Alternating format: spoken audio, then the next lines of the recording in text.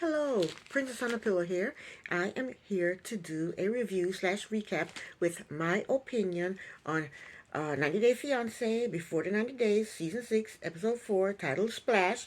This is part 2. The couples we're going to be talking about is Amanda and Razvin. A new couple, Kristen and Cleo, I think that's how you say it, and Riley and Violet. Let's get started. So, Amanda and Razvin. So we see Razvin making up, we see him messing up pancakes actually. It seemed like people in other countries, foreigners, they seem to think that a pancake is a crepe. They always try to spread the batter out like a crepe. They don't seem to know that a pancake is supposed to be thick and fluffy. Razvin is trying to spread the pancake thin, but he doesn't have it watery enough to spread it thin, so he's trying to spread a thick pancake thin, and he's making a mess. Razvin claims that he is known as the Pancake Man on his live. We see a clip of him on his live eating pancake and spreading chocolate all over his chest and stomach while gyrating his hips. So anyway, he put a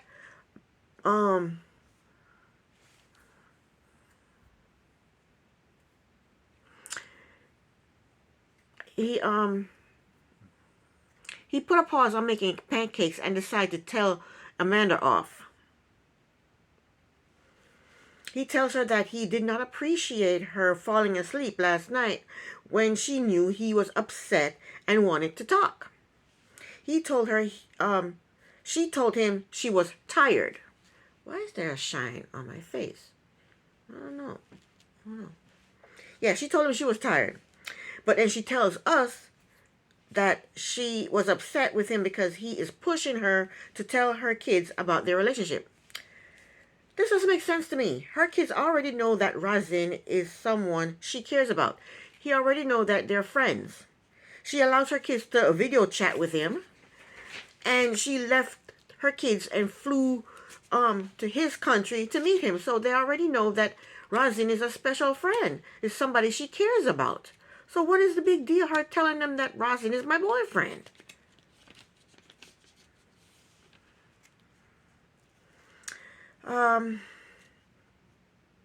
Razvin, why does she have a problem saying Razvin is my boyfriend and I love him? You know, they already know Razvin. They already know that she likes him. She flew all the way over there to see him. What? I don't understand the big deal is. Anyway, the next scene, they go to a grocery store. My opinion of Amanda is she is boring, she's standoffish, she's mean, and she's ridiculous. Anyway, they go into the grocery store, and she doesn't like dairy. She doesn't like tuna.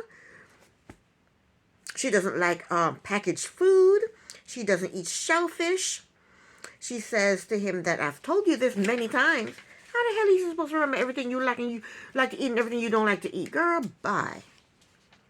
She should have gotten a basket herself and put whatever she wants or like in the basket. Roz didn't have a lot of patience for her. I would not have any patience for that chick.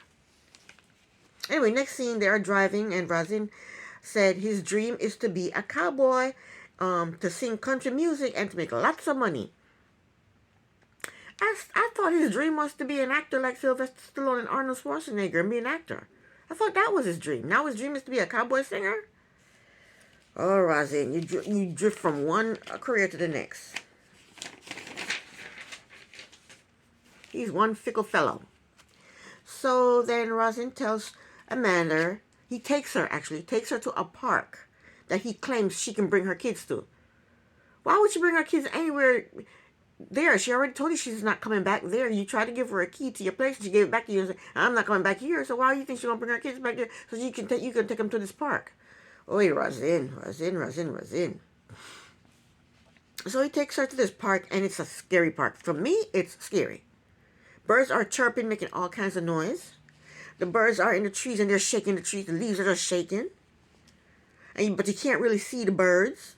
And the birds are dropping, the birds' droppings are all over the ground. And of course, you're going to step in the birds' dropping, because there's no way to avoid it. And I would be terrified that they would shit on me. Birds like to do that. They just fly around and just drop their stuff anywhere. They don't care where it lands. So Rosin does not know how to make pancakes. He doesn't know how to grocery shop. And now he takes you to a disgusting place. The most disgusting place in Romania. What the hell is wrong with him? So they're walking through this filthy park, and he asked her to be in his music video, and she tells him no, because that's how she is. She's a witch. She's just dull. She's not fun. So he tells her that he needs someone to be in the video to play his girlfriend. And Amanda asks him if he's going to kiss this girlfriend. And he tells her he has to think about it. And she says in her confessional that before she came to Romania, she told Razvin that she didn't want him kissing another woman. Okay, so he can't kiss another woman. He can't meet her kids. He can't come to the States. She won't have sex with him. And she won't be in his music video. She just have all these limitations for this man. The list just goes on and on. Razvin, why are you with this Debbie Downer? So Razvin thought it was a good idea to call his music video producer and introduce him to Amanda. Amanda's not thrilled to meet this music video producer. Well, Razvin is sitting there talking to the producer in Romanian. And, what's her name? Amanda don't know what the hell they're talking about, but she hears her name being called. So she knows they're talking about her. But Razvin is telling the producer, he's talking to the producer, and he let the producer know that Amanda is jealous of him kissing someone. And he says that's just like his ex-wife. His ex-wife was jealous of him kissing other people. He told the producer that him kissing someone will be a test for Amanda. And Amanda's just sitting there looking stupid because she knows they're talking about her, but she don't know what they're saying.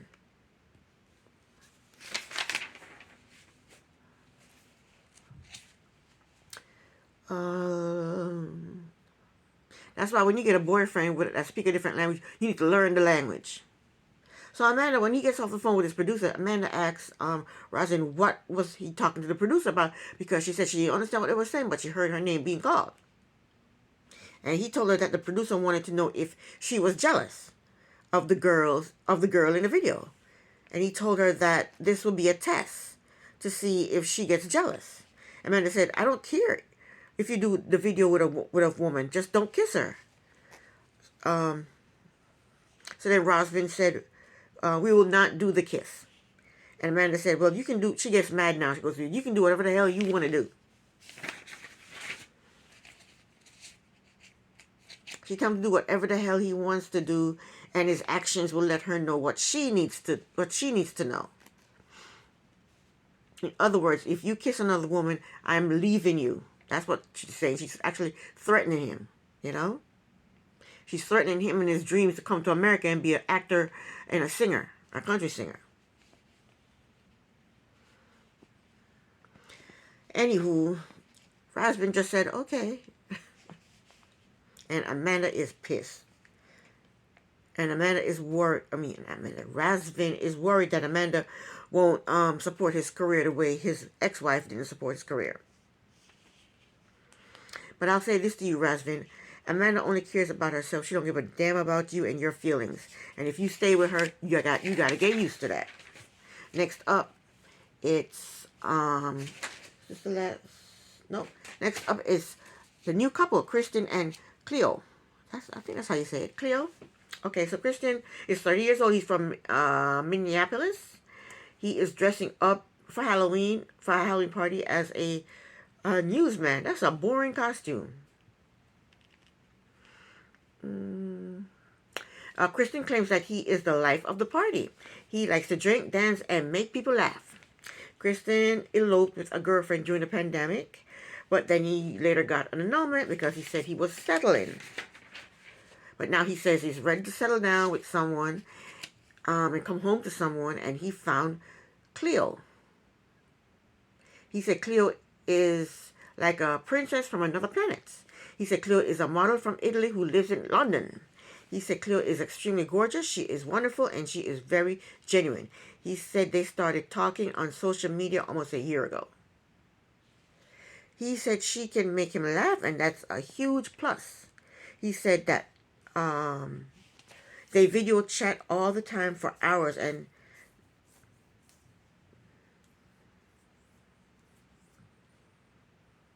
yeah, he said they video chat all the time for London. They video chat all the time for hours. Okay, so now we go to London, England, and we meet Cleo. I would love to retire in London, England. I would love to retire there. So we see Cleo. She's walking the London streets, and Cleo says she is 32 years old, and she is a student and a model, and she is autistic. Cleo also has a prominent Adam's apple, okay? She said it was hard growing up with autism because she was bullied. Next, she is sitting down talking to a friend from college, and she starts talking to the producers and the cameraman, asking them their signs. She seems to put a lot of importance in signs. And they're filming a show, and she's talking to the producer. She doesn't know what show she's on. You're on 90 Day Fiance, Cleo. Okay, you're not on. Know the stars and the signs and the moons and the planets and be an astrologer. That's not the show you're on. You're on 90 Day Fiance, okay? Let's 90 Day Fiance it up. I don't know what show you think you're on. But anyway, the producer told her his sign. Another lady told her her sign, and then the cameraman told her his sign. I don't care. We don't want to know that. We don't give a damn. She put a lot of she just think knowing people's sign proves who they are. Or if she knows their sign, then she knows who they are. No. You get, you know what, I can't, I'm not even going to go into that. Let me see, where was I?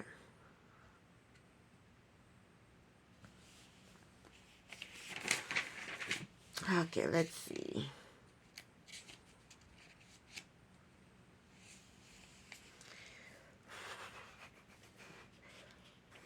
Yeah, she said that Kristen is a Gemini and he's moody.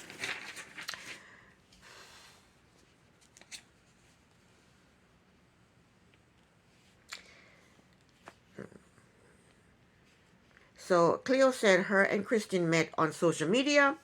In one of their texts, Cleo told Kristen that she wished she lived in the U.S. because the UK is boring. It's boring AF. And then she said she asked him to kidnap her. So now we know that Cleo wants to come to the States. Cleo said Kristen is an extrovert and she is an introvert. No, she said, yeah, he's an extrovert, she's an introvert, so she's worried about how they'll get along. And she says he's also goofy and he doesn't take himself too seriously and he's cute. The next scene, Cleo goes shopping with a friend to find an outfit to wear to the airport to meet Kristen in. So while she's talking to her friend, we found out that Cleo is trans, which I automatically knew. Because you could see the her Adam's apple promptly. You could promptly see her Adam's apple. She's tall, she's thin, she has big feet, she has a deep voice. I could tell right away. Cleo tells her friend that Kristen has never dated a trans woman before. Cleo tells her friend that Kristen does not think that her being a trans will be a problem. Cleo tells her friend that she tells her friend about her insecurities and what she would like to change about herself. She said definitely her Adam's apple and her hairline, and she wants boobs. Wants a boob job. She says she's hoping that Kristen will support her and stand by her. Next, we see Kristen. He's in Minneapolis, someplace, playing. And he's home. He's playing Texas Hold'em with his friends. Kristen said he is open. He tells his friends he says he's open with his friends about Cleo being trans, and he doesn't think anyone would know that she is transgender. I knew off the bat that she was transgender. Okay, Kristen. One of his friends asked him if he has ever dated or hooked up with someone who was trans. Christian said no. Christian told his friends that he made out with a guy in college, but then he knew right away that he was heterosexual. He didn't want that. He said he's not into dudes.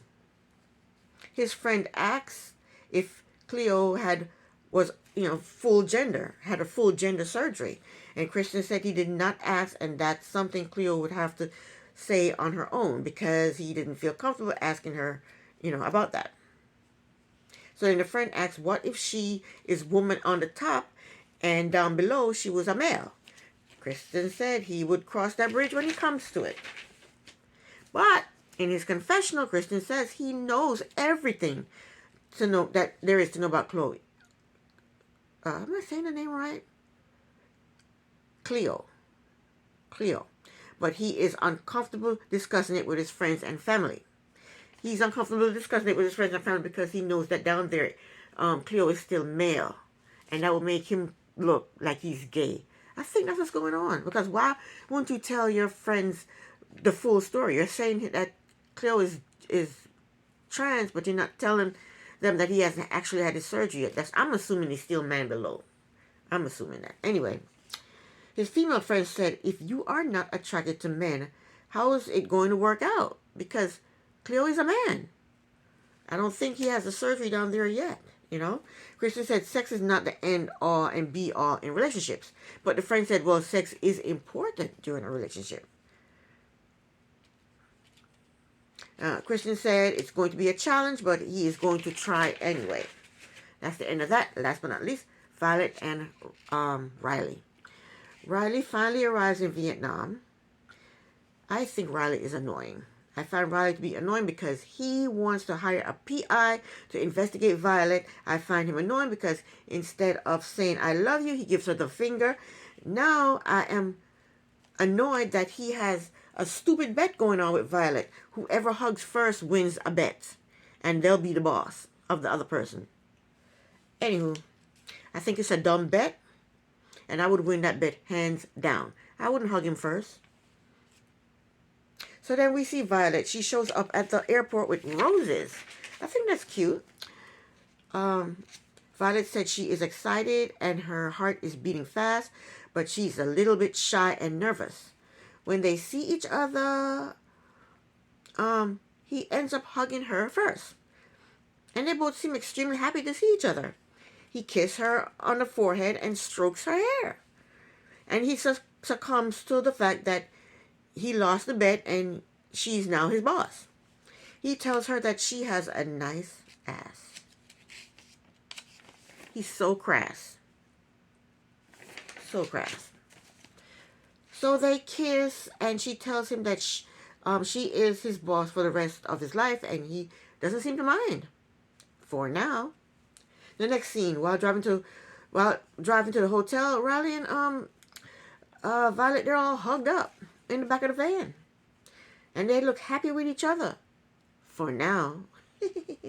Violet basically tells us that in her confessional that she is flattered that he came all this way just to see her. And she hopes that the relationship works out. But when he's checking into the hotel, he asks for 2 keys. I didn't understand what was going on there. They lost me. Anyway, they decide to shower and change and meet each other in 40 minutes. And Riley is late meeting Violet. And Violet let him know that in Vietnam, the man wait for the woman, not the woman wait for the man. And he says that he likes how direct she is.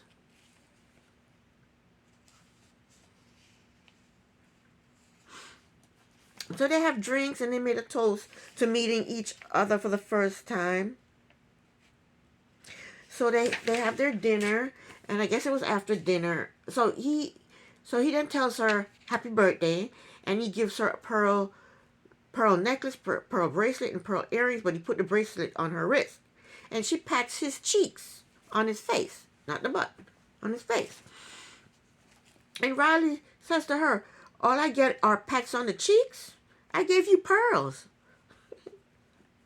What does he want her to do? Give him a lap dance? He wouldn't even have gotten a pat on the cheek. He'd have just gotten a thank you. And that would have been it.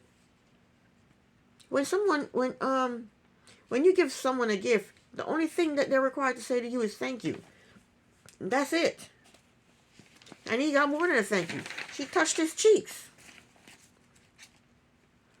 But then Violet told the camera that pearls are not rare in Vietnam. She said from the north to the south, they farm pearls a lot. And then Violet said she's not a fan of pearls. Me either. I think pearls are for older people, like people in their 70s, 80s, 90s. Violet's in her, what, 30s or 40s? I don't know. So Riley tells her that they have a lot to work on and he has a lot of questions. Violet said, can I enjoy my birthday, please? Before you bombard me with questions? She told him, I don't want to talk about bad things and the past, okay? And he said, okay.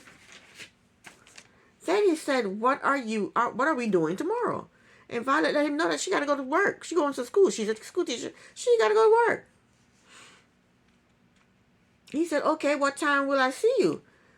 She tells him that tomorrow he should relax. That means I don't want to see you tomorrow. Relax and recuperate from your trip. Now, that's kind of bad because this man flew all the way. My daggone thing's showing. That man flew all the way across the world to come see you, and you're telling him you can't see him. He should go relax in his hotel room. I would snatch the pearls off her wrist and take my butt back to the States. She don't like pearls anyway. Oh. But she told him to relax in his hotel room, and he did make a bet with her, and she won the bet, and winning that bet means she was his boss, and she told him to stay his butt in his hotel room tomorrow and chill out. So I guess that's what he's going to have to do. So Riley doesn't understand why he isn't a priority in Violet's life. That's because, Riley, she's not feeling you that way. When I'm in love with somebody, I want to be with them constantly. She's not feeling him that way. So then we see him put her in a car and sends her home. And then he goes into Riley mode. He said, she doesn't want to spend time with me. She doesn't want to talk about certain things. And she wasn't excited about the pearls. This is very concerning.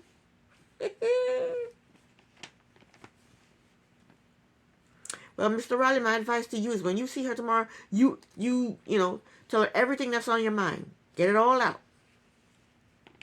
Because he has a suspicious mind. Ain't nobody have time for that. Nobody have time for his suspicious mind. What he need to do is just, instead of going back to his room, go to the hotel bar and get a drink and strike up a conversation with anybody who will talk to him. That's what he need to do. But you know what he's going to do? He's going to go to his room and write a list of things that he wants to talk to her about. I bet you that's what he's going to do. Well, you know what? If I was Violet, I would have a list of things I want to ask him too. My list would consist of this.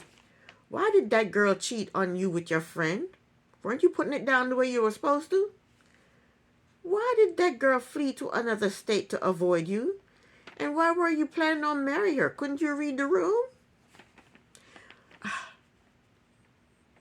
How come you can't date the women in America? What's wrong with them? How come you can't find a woman in America to date? Why you got to come all the way over here to find a woman to date? What's up with that? Why did you give me old lady pearls? I mean, what do you think? Should I jump for joy because you gave me old lady pearls? Why did you get 2 keys to your hotel room? Well, that's a question I wanted to ask, not Violet. That's my question because I'm lost. I don't know why he got two keys. It seemed like a big deal, but I don't understand what was going on there. Well, I don't like Riley, and everybody else seemed to like him. I don't know why. This is the end of my review. Princess on a Pillow here. Thank you so very much for watching. Bye.